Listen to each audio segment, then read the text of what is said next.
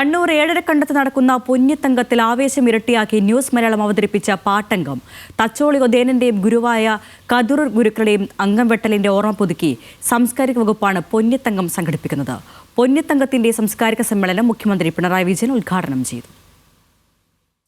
കടത്തനാടിന്റെ നെഞ്ചിലെ കളരിക്ക് പ്രൗഢി ചോരാതെ കളരി വിളക്ക് തെളിയിക്കുന്ന കണ്ണൂരിലെ പൊന്നം ഏഴരക്കണ്ടം തച്ചോളിയോദയനും ഗുരുവായ കതിരൂർ ഗുരുക്കളും അംഗം വെട്ടിയ ഭൂമിയിൽ പതിവ് തെറ്റാതെ ഈ വർഷവും കളരി അഭ്യാസത്തിന്റെ ചുവടുകൾ ഉണർന്നു. ഇവിടെ ശരീരം തന്നെയാണ് ആദ്യ ആയുധം. കൈകാലുകളുടെ വേഗവും ചിന്തയും എതിരാളിയെ സസൂക്ഷ്മം നിരീക്ഷിച്ച് കീഴ്പ്പെടുത്താനുള്ള ഓരോ ശ്രമവും നിതാന്ത ജാഗ്രതയോടെ ഈ കുരുന്നുകളുടെ ആവേശത്തിന് മാധുര്യം കൂട്ടാൻ, ഈ കുട്ടിക്കരുത്തിന് ആവേശഭരിതമായ കയ്യടി നൽകാം. നമുക്ക് നമ്മൾ നൽകുന്ന കയ്യടികൾ ഈ കുട്ടികളുടെ ഉണർവിന് കരുത്തേകും, കൂടുതൽ മികവേകും.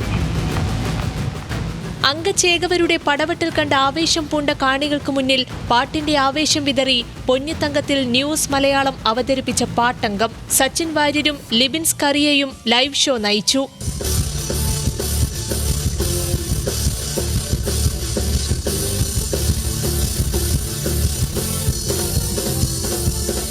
സാംസ്കാരിക പരിപാടികളുടെ ഭാഗമായി സംഘടിപ്പിച്ച പാട്ടംഗം വേദിയിൽ നിയമസഭാ speaker N Shamseer, news Malayalam news director TM. Harshan, news Malayalam business head Arun S Nair തുടങ്ങിയവർ സംസാരിച്ചു.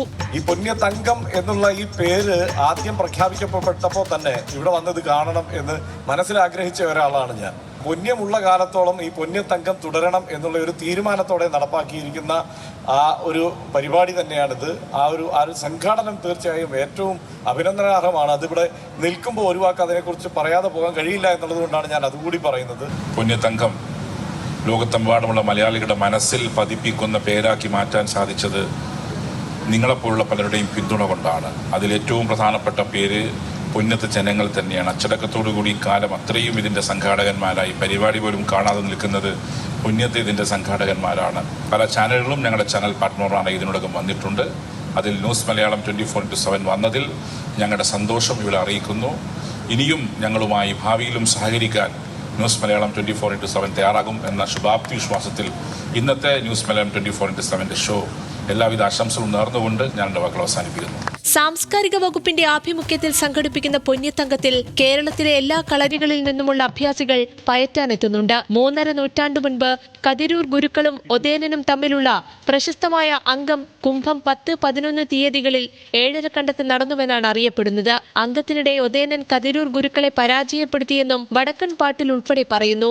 വ്യാഴാഴ്ച വൈകിട്ട് നടന്ന സാംസ്കാരിക പരിപാടി മുഖ്യമന്ത്രി പിണറായി വിജയൻ ഉദ്ഘാടനം ചെയ്തു.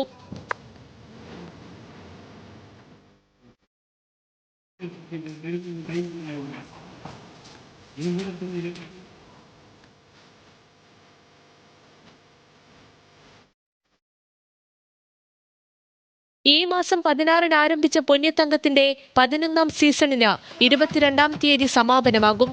ന്യൂസ് മലയാളം, കണ്ണൂർ.